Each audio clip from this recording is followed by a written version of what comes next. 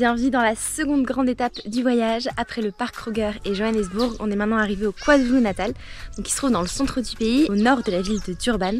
Et c'est la deuxième région la plus peuplée d'Afrique du Sud avec plus de 11 millions d'habitants. KwaZulu-Natal, ça veut dire le pays des Zoulous, puisque c'est le groupe ethnique qui représente 80% de la population ici. Et en fait, ce qu'on est venu voir ici, c'est la chaîne de montagne du Drakensberg, qui veut dire montagne dragon en afrikaans. C'est une chaîne de montagne qui va comprendre plus de 26 sommets, qui offre un relief absolument magnifique sur des grandes plaines comme ici. Donc ça va être de la randonnée, des beaux paysages, et c'est également une muraille rocheuse entre l'Afrique du Sud et le royaume enclavé du Lesotho. Le Lesotho, c'est le deuxième pays du monde, avec le Vatican, à être complètement enclavé dans un autre pays.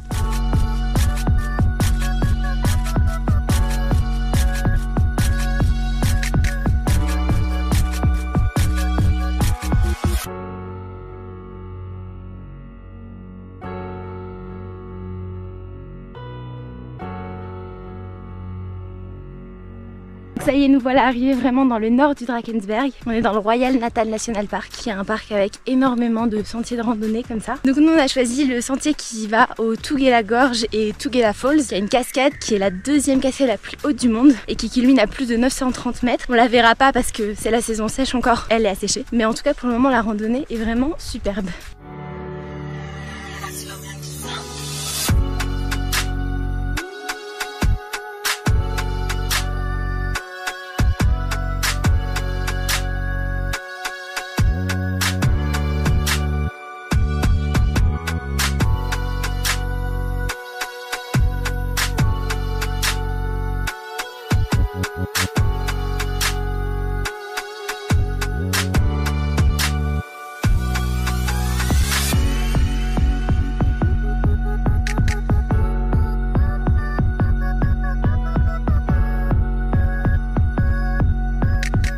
Nouvelle journée, nouvelle vallée. On est toujours dans le Drakensberg, mais on a fait à peu près 2h50 de route depuis hier. Donc hier on était dans le nord du Drakensberg et là on est plutôt au milieu. Je me trouve dans la Giant Castle Valley.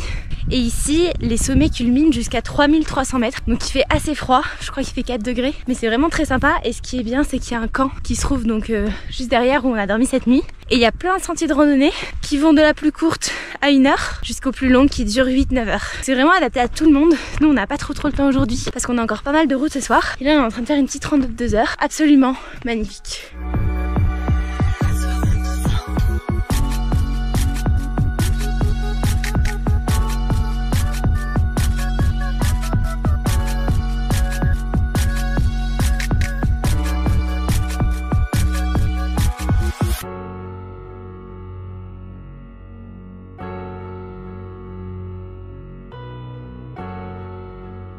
Après le parc national de Castle Valley, on se dirige vers le Sanipas et là je vous donne un conseil, écoutez bien votre GPS parce que nous le GPS nous a donné deux options, une option plus courte mais qui ne nous conseillait pas et une option plus longue qui était conseillée.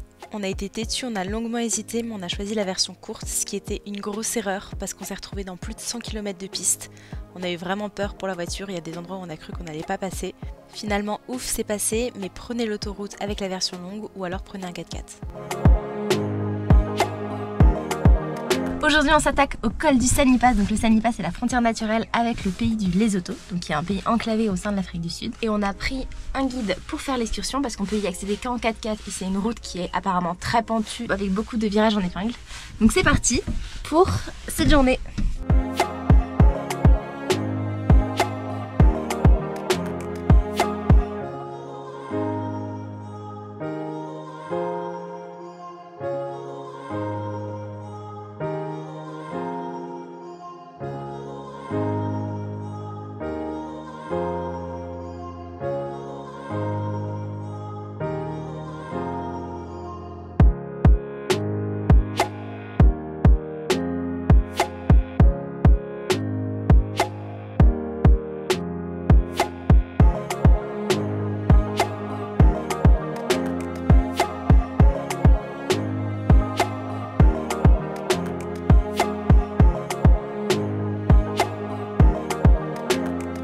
Premier pas au Lesotho dans le brouillard intense.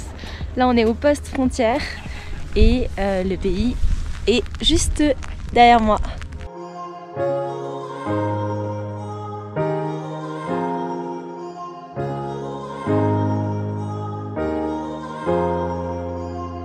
Et là on est arrivé au point le plus haut du Lesotho qui culmine à 3240 mètres.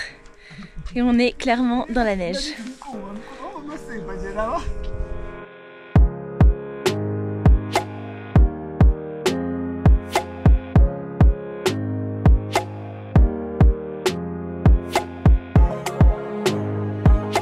Dernier jour dans le Drakensberg, donc cette nuit on n'a pas dormi en haut du Sanipass comme on l'avait prévu parce qu'il y avait beaucoup trop de nuages.